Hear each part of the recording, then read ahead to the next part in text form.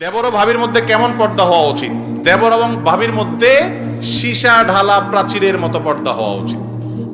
দুনিয়ার যে মহিলার সাথে সবচেয়ে কঠিন ভাবে পর্দা করতে হবে সেই মহিলা হলো ভাবি। যে মহিলার সাথে সেই পুরুষ হলো দেবর, তার সাথে পর্দা বেশি করতে হবে মেয়েদের জন্য।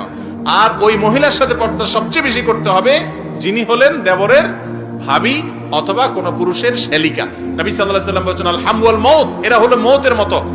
ঘরে থাকে একসাথে, মনে করা হয় ঘরেরই তো লোক, বড় ভাইয়ের বই তো, বড় ভাই আমার কোনো দোষ মনে করে না। আস্তে আস্তে আস্তে তলে তলে তলে হারামের দিকে চলে যায়। হারাম সরাসরি না হোক, মনে মনে হয়, বিভিন্ন ভাবে হয়। এই নবী সাল্লাল্লাহু আলাইহি ওয়াসাল্লাম সাবধান করেছেন।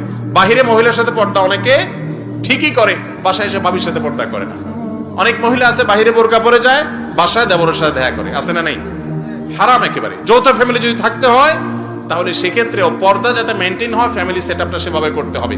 পুরুষরা ভিতরে গেলে যৌথ ফ্যামিলিতে ভাবি আছে, অন্যরা আছে যাদের সাথে পর্দা করতে হবে, তাহলে গলা পরিষ্কার করে আসসালামু আলাইকুম বলে যাবেন, একটু সময় নিয়ে যাবেন যাতে তারা শুনে যেতে পারে। এগুলো একসময় আমাদের দেশে ছিল, কিন্তু এখন আমরা আস্তে আস্তে অভদ্র হয়ে যাচ্ছি, অসৌজন্য আচরণ আমরা করতেছি। সৌজন্যতা ছিল তখন কাটটা, আমরা দেখতাম যে বাড়িতে যাওয়ার আগে সালাম দিয়ে গলা পরিষ্কার করে তারপরে যেত।